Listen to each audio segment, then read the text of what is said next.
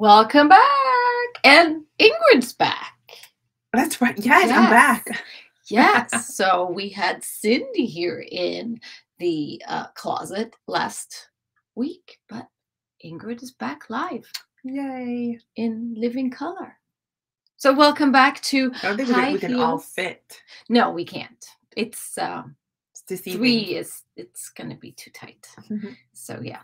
But welcome back to High Heels Happy Hour. Yes, welcome. Yeah, I'm still Christina, and yes, Ingrid's back. Ingrid's back. So, how's your week, Ingrid?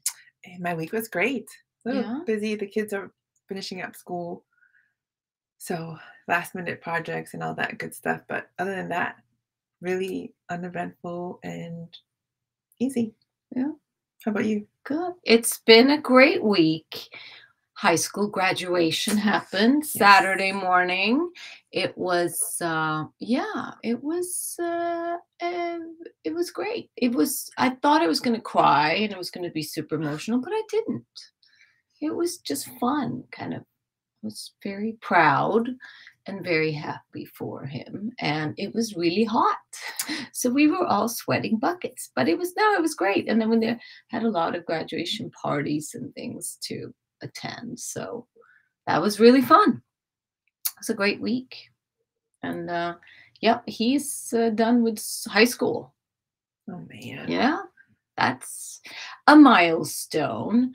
And I also learned that he has listened to at least parts of some of our episodes. Yeah. So with a friend, Ellie. So shout out Fig and Ellie. Which I was happily surprised. I'm like, oh, that's good. You're listening to.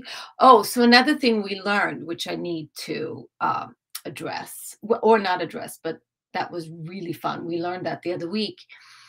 A friend of yours told us that she listens, or someone you know that listens to the podcast every week. I think it's Chelsea. Oh, yes.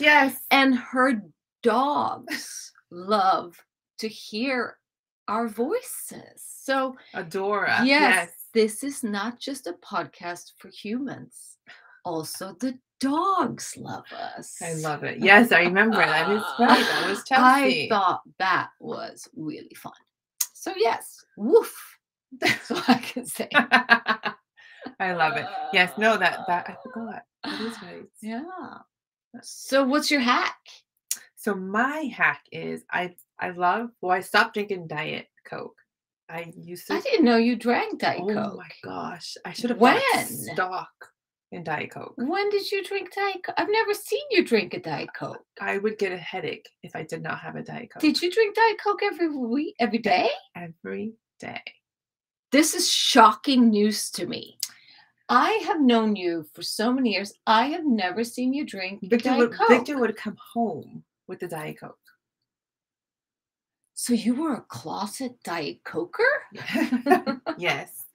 So then I switched to water, and I miss the. Okay, so when did this occur? Was it when you started fasting, or was it? No, it was before. Okay. Before. Okay. I mean, probably a year and a half or two ago. Okay. So I missed the bubbles. So I started doing the sparkling. Took me a little bit to get used to.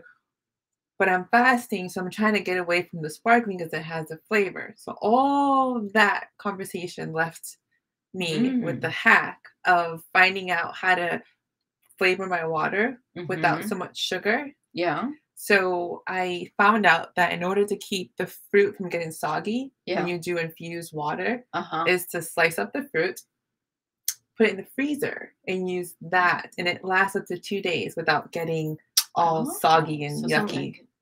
So if you're looking to flavor, like a ice cube too. Yes. So oranges, lime, lemon, mint. Not to burst your bubble, know, but you should not drink that on fast. Technically, but I haven't been drinking a lot. Well, yes, it has a little bit of sugar, but I have stopped drinking water completely. I've noticed that I'm not drinking enough water. Okay, so that's bad. I'm trying to. But what about just sparkles without flavor? I can't do that yet. Okay. So Okay. I'm working on it. But I figured out I Yeah. can put a little bit of flavor. Yeah. Fasting is, I don't get graded for fasting. So if you're listening to this, I'm trying to figure things out. B- in fasting. Yes, No, I'll take it. But it's just, and then for the kids too. It's well, that's good. The soda, and you can do a little. Sometimes I do the sparkling strawberry with like slices of lemon, so they kind of get a little bit of. That's nice. But I like that it's not soggy. Yeah, I hate it when it was soggy. That's nice too for summer if you're gonna do like a nice and it looks pretty. Cold drink. Yeah. Okay. So what's yours? So freeze the. Okay, so mine is today technical because I am all about trying out the new AI. Yes. So we decided today we need a whole episode on this because Ingrid was not aware. I thought it was a robot. Yeah. So we're gonna within the next couple of episodes. Stay tuned. There will be a whole episode on AI. But I've used ChatGPT. Played around with that lately, which is really fun. It's when AI writes things or looks up things for you. And can you use Google? Yes, but Google gives you not answers per se. Google gives you pages that you then have to go and look at yourself. ChatGPT kind of gives you a whole written script. AI stand for something? Artificial intelligence. Okay, so that way they're prepared because. Yes, so it is robotic, and it's the whole new thing in business. Right. How to use? Yeah, of course, it's not a person; it's a computer. But so I did use AI or ChatGPT to check on for today's episode. So ChatGPT gave me some suggestions that I then altered a little. Just be aware, ChatGPT is not always correct. So if you're looking for fact-based things and research, you got to double check because I've heard people that where they gave the wrong information and then they called ChatGPT out on it and it just said, sorry, I was wrong. I was wrong. So yeah, but it's really fascinating. You can get, for us that do content, for anyone out there that's content creators, sometimes you get stuck, and ChatGPT is now a tool in our toolbox that we can use for finding, ideas. So, yay! That's my hack. Look into it and use it. Use it with caution, but try it. So, speaking about today's episode. We are, believe it or not, I think this is crazy, but half time is coming up, meaning half the year has gone by. We're approaching Q3. Yeah. So I think this is a good, because I think first half of the year is usually just kind of setting the goals and trying to find and trying to figure out what it is you want to do with the year. And the last half sometimes is just trying to catch up. Yeah, to go. Yeah. So I think this is a good time to do a little checking, a little reflect and adjust on your business, life in general, but kind of check and see where you're at and adjust accordingly. So I have, with ChatGPT's help, I have 10 great steps of things to do for the last 6 months to kind of take your, to crush it this last part of the year. And yes, you can take notes. As always, if you subscribe to our newsletter, you will get the steps in written form. Maybe not all of it, but you will get the at least the 10 steps highlighted. And if you're driving, totally don't get the pen. Yes. Okay. But there's no reason not to get the newsletter. So how do we subscribe to the newsletter? Dun, dun, dun. We go to highheelshappyhour.com. Hit subscribe. Ta-da! Comes into your inbox about every second or third week, where we summarize the episodes that have aired recently. And there we do give a little more in-depth information on what we're talking about. Mm-hmm. Yay! All right, so half down, half to go. Mid-year checking checklist. Number 1, reality check. So it's time to evaluate performance and check your numbers. So sit down, look at the data. How has your business performed these first part of the year? Have you gotten any client feedback? Any maybe any Google reviews, any testimonials, anything like that could be valuable and that should maybe make you celebrate or adjust. What are the market trends? Have something that we thought was going to take off in the beginning of the year might not have in your industry. And are there any strengths and weaknesses within your industry and business that you need to kind of identify? And where are you financially? Right? Yeah, that's a big one. Ooh, that was my stomach. Sorry. Yes, check your numbers, because we know checked numbers grow. Right? So where are you? Are you on track? Are you hitting? Are you close to hitting? Are you on track to hitting your goals if your goals were financial? But it's also a great time to learn if you had any setbacks these first 6 months. Learn from the setbacks and use that knowledge that, we can beat ourselves up about things that didn't go our way. But what did we learn from it? And how do we use that knowledge going forward? So number 1 is the reality check. Status honest. check. Yeah, be honest. I mean, it's your business. Who are you gonna lie to yourself? There's no point. So there's people that do. Well, you can, but then you're the one who's gonna suffer. So check in and see. Take a pulse on your business. Now, number 2, time to review your existing goals. So we talked about that at the beginning of earlier episodes too, setting SMART goals for the year. But it's time to review the goals, because again, if things have shifted, maybe your goals need to shift as well. So evaluate the goals and see if you need to either revise or change them completely, because there's nothing wrong with changing the goals. I mean, I'm going to be honest, there's one goal that I'm not going to, decided that's not going to happen. I just said I was going to run a marathon.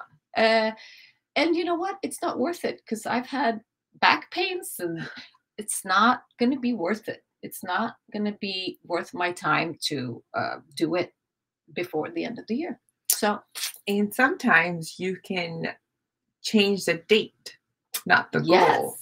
So absolutely. You can kind of go that way too. Yeah, so. But that's revising that SMART goal. Maybe it's not timeable or it's time relevant, but maybe it's more for next year or for the first quarter of next year or whatever.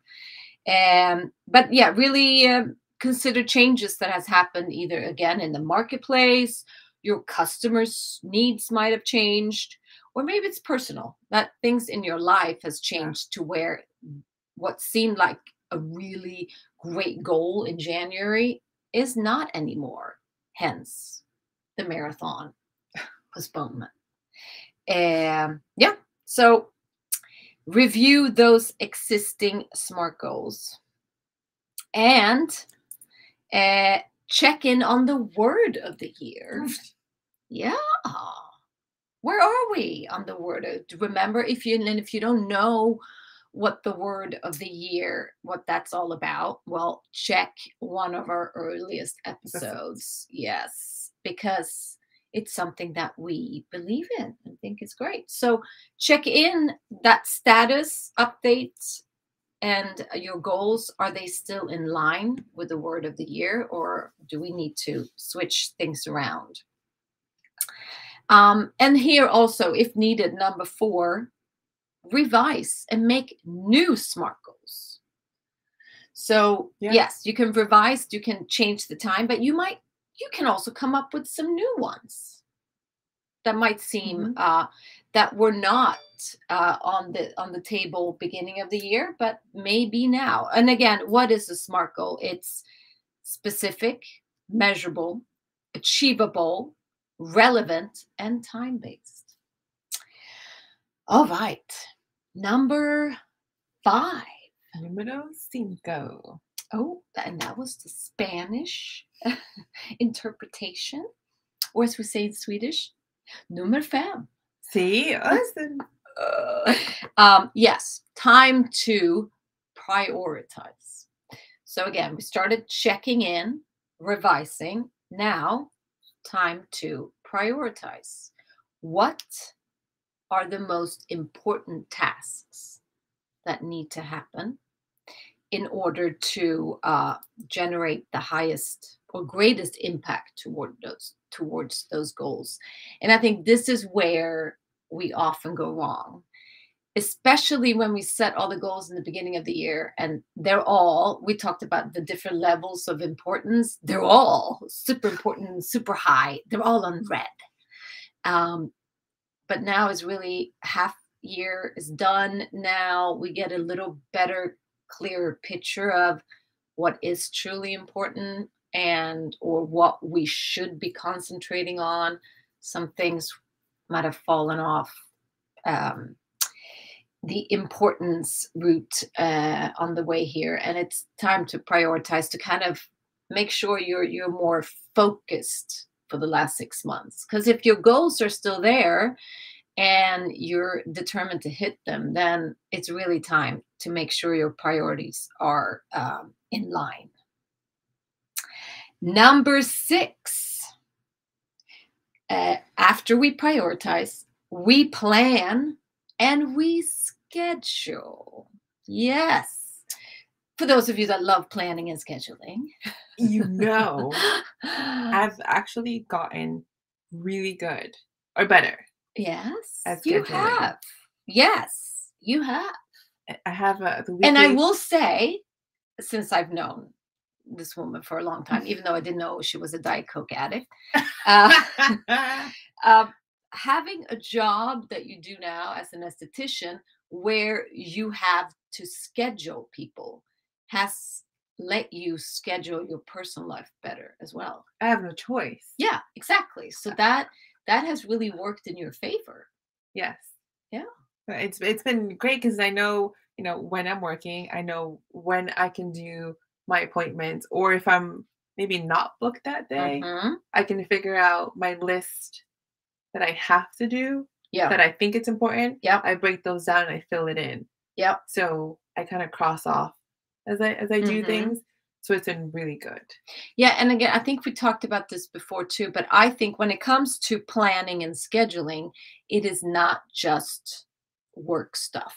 Yes. I mean, put everything in there that's important in your life and make it a non-negotiable meeting time. Like if you're determined to work out or hit a health goal or a fitness goal, well, then that should be in there as important as any other meeting or money generating scheduling. I have nothing time, which is that's really great. I love that. Really nothing difficult time for me is great. Yeah. And it started with like 5 minutes.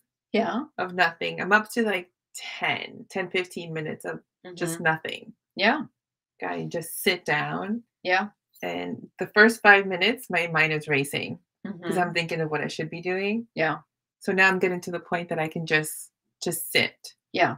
So for those of you that are super busy and always thinking I'm go, go, go, go, it's really important to have that mind reset, even though we're resetting for halftime, half of the year. Yeah. Every day you need a reset. But again, I think scheduling it and making it that way, you're making it a priority. I mean, put it in your Google Calendar or whatever.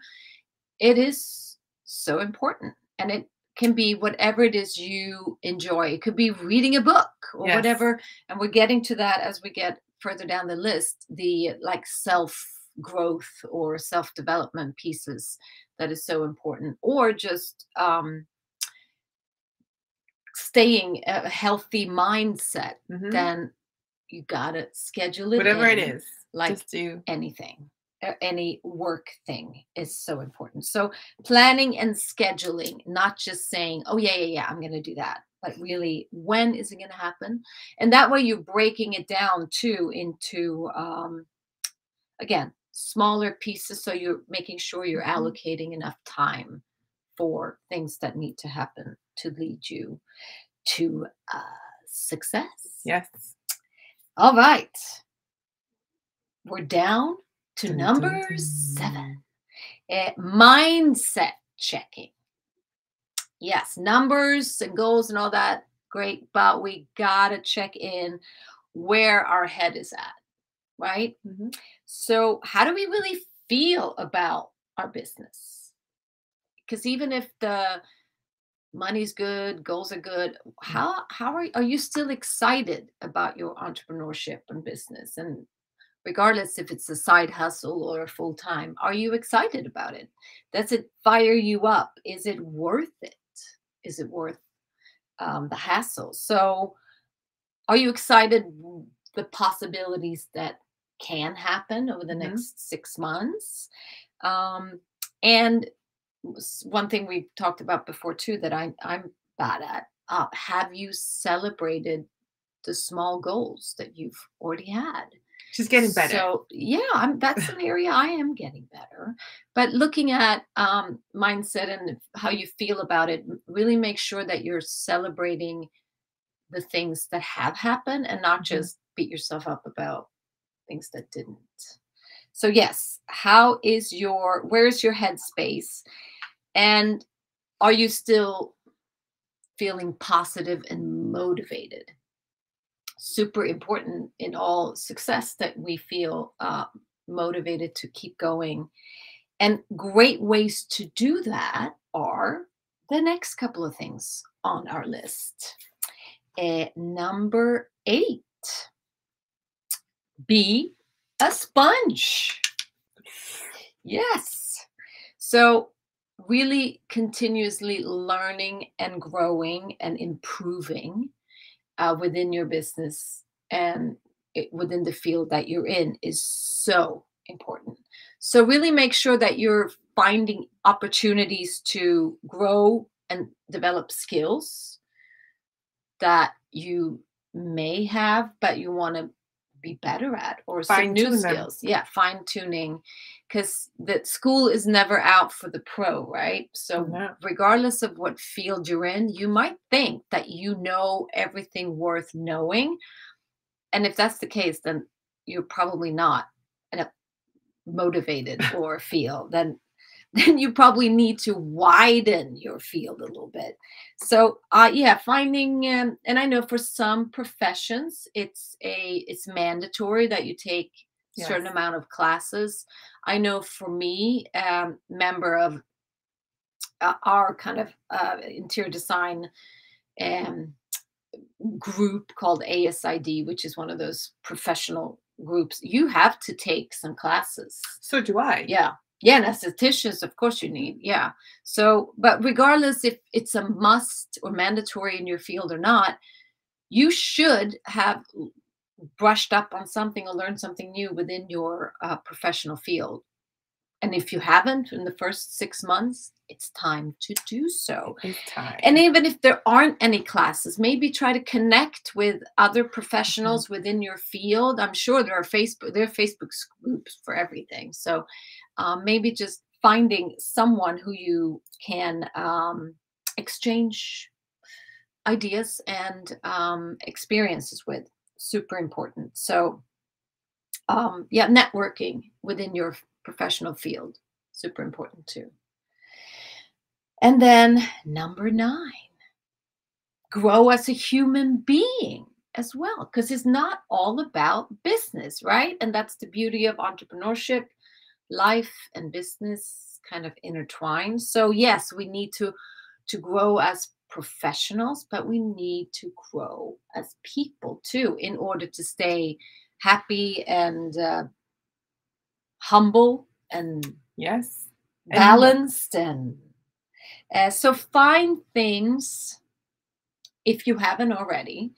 If you have, then just keep doing it and schedule them in. But otherwise, find things that feed your mind and soul, that is not work related. If it's, self-care, so important to take care of. I concur. Yeah, yourself. It's a facial with Ingrid, or a massage, or a yoga class, whatever it is, or just something that makes you punch happy. A bag, whatever makes you happy. That's self-care. That makes me happy. Yeah.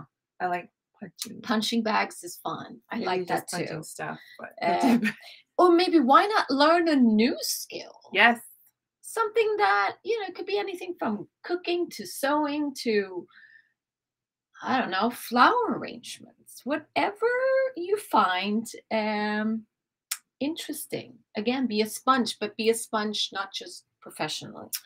And then, new hobby, anything. So on the new hobby, I decided I love butterflies.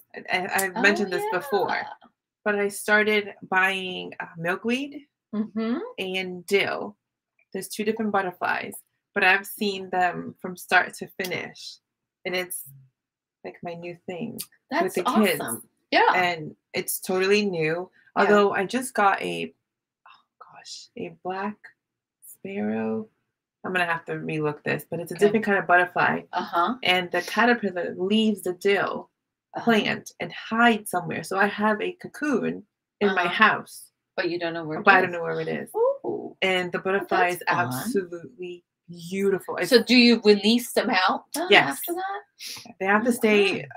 They actually stay upside down for a little bit because their wings are still wet. Oh. And then in the morning they come out of the cocoon. And then in the evening you release them. Oh. And this one's supposed to be black with white dots on it. Ooh, pretty. So if you're listening and you like butterflies, the monarch butterflies are in danger of being extinct. Oh. So if you have time and have the grow space, a butterfly garden. Yes. That is a good hobby.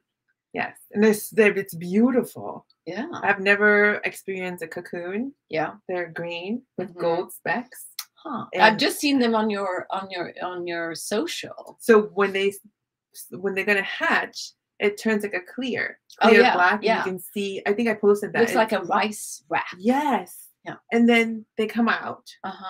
It's the coolest thing ever. If you have, that should be a life hack. I think she sold that. But well, it is so culture a butterfly garden. It is the most amazing thing to see because they grow so fast. Within a week, you have a little caterpillar. Yeah, to huge. So where do you buy the caterpillar, or you buy the milkweed, and usually you want to go to a farm or a fruit stand. They don't use pesticides. So, but is there a little caterpillar on there already? Yes. Usually there is. So try not to do a big store. I'm not going to mention Publix. We're not going to go get a milkweed. Okay. So anyways, so if you haven't done that, it is the coolest thing ever. That's a good hobby. Yes. So my latest hobbies, which we've talked about, but I've totally this whole biohacking, and that's so fun. There's now a biohack. I just learned that this morning. There's a biohacking conference in Orlando in June. I might have to go to that because I don't know. I think I'll stick to my butterflies. Yeah. So no, I'm all. So I'll teach you butterflies. I'll see if Alexandra is going, then I can go with her. Yeah. Alexandra that we had on a couple of weeks ago. Yes. So find a hobby, something that excites you. Yes. Obviously we have. Yes. Yeah. So growing as a human being was number 9. And number 10,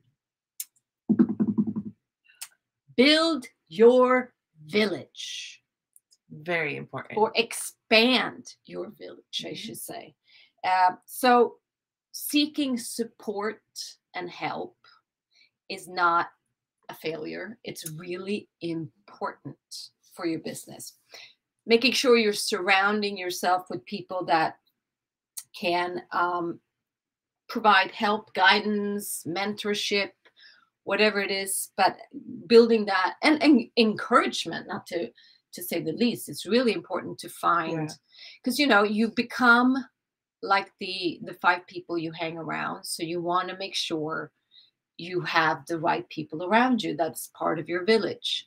And sometimes, of course, even in your village, even if you're asking for help, they might not be people you hang around all the time, but making sure you have that support network of people you can ask for help, guidance, and encouragement is super important.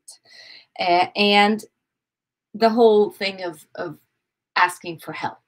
I know I've always had a really hard time.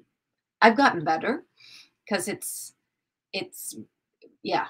not a failure. I don't have a hard time. I just don't do it. Oh, well, then she has not. She's in denial still. But no, it's really important. And again, we've talked about that before. Should you hire help? Should you delegate? This is a good time to see, who do I need to involve in my village? Is it a Fiverr hire that I need to do, that I hire X amount of hours a week in order to reach my goals, make my last 6 months successful? Or is it just reaching out to, like, joining a mastermind, something like that? What is, identify who is in your village and who do you need? What players do you need? Or who do you not need? Yes. That reset and saying, you know what? I've had this person do this. Yeah. And I wanted to accomplish this by this time. Yeah. And it hasn't happened. So you may need to let go. Yeah. And it could be too. Yeah, exactly. Letting go. Sometimes it's people you thought were friends and you thought were in your corner, but they might not be. And maybe it's time to it's a little difficult to release, but not impossible. And it doesn't have to be such a hard cutoff. It could just be that maybe these are people you don't need to reach out to that often. Because sometimes, we all go through that. Friends that you thought were closer, or maybe felt the same about you as you thought you did about them. And it's okay to say, you know what? I'm not going to put a lot of effort into this person because it's not reciprocated back. So maybe I just need to spend my time more wisely. That could be like a whole. That could be a whole episode. But I think the whole self-development, the whole growing phase will be actually a new episode next week, because it is so important to talk about what we do for. I think we forget, and I think as entrepreneurs, I think we probably have an even tougher time giving ourselves time for it, and especially making or investing money in self-growth, because sometimes we feel like, oh, I don't need to do that, or even building your own village. Oh, I'm not going to spend the money. I'm just going to bootstrap. I'm going to do it all myself. Where you need to spend some money on self-development and growth, and making sure you are not overwhelmed and doing it all yourself. Because if you're not reaching out to other people, you're not getting input from other people, and then you're just going to keep doing the same thing. Well, things are changing, life's changing. Yep. The world's changing, people change, money changes, everything changes, and if you stay the same, you're not allowing yourself to grow with change. You're kind of missing that wheel, and you don't have to hop on the whole train. Yeah. But there's a couple stops you might have to go on. No, it's super important. So yeah, I'm going to just run quickly through the list again. Last or second quarter check-in checklist. Check-in checklist. So, number 1, reality check. Where are you? Really? How are you really doing on paper? Review your existing goals. Do they need to change, or do we need to readjust the GPA? Check in on the word of the year. Make some new SMART goals. Prioritize. Plan and schedule. Put it all in there so it's non-negotiable. Mindset check-in. How are we really feeling about our business? Be a sponge. Learn something new about your industry and make sure you are the expert within your field. Grow as a human being. Self-development in areas outside of your profession. And last but not least, build your village. That's what I had. I love it. Yeah. So 10 things to do. And yeah, make the last half the best half of the year. I love it. Yeah. So next week, we'll be back. We're going to talk about self-development. Da, da, da. All right. Well, thank you guys for tuning in. And until next time. Cheers. Cheers. Bye-bye.